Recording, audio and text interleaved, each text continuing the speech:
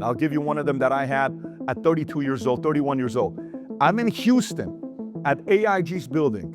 I'm on the 41st, 42nd floor. I meet the CEO. Then I go into a room. They're sitting there. I'm trying to tell them, you ought to do business with me and I ought to do business with you. You ought to give me a contract. They're like, who are you? I said, put me in a room with all your lawyers.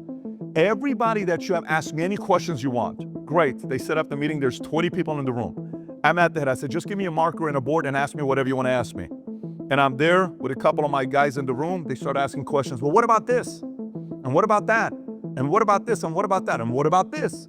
And I'm addressing every single one of them. By the time I'm done, they ask me to sit outside. I come back and they said, you got the contract.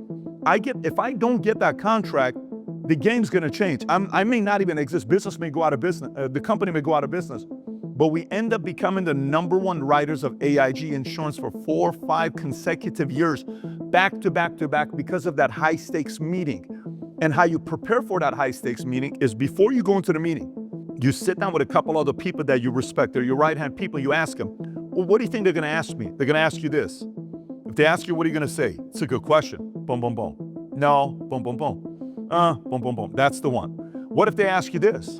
I don't know how to answer. What if they ask you this? They're going to ask you this. So you have to be as prepared of the questions that will be asked in those high stakes meetings that will cover 80, 90% of the question. Then there's a 10% that you're not going to be ready for. And that's where you win. No matter how much you prepare, there's going to be 10% of the conversations that you will not expect. It will not be anticipated. It'll be surprising. And if you do that right, you're probably going to do a deal with the folks you're doing business with. So very important when you're at the million to 10 million. Next one.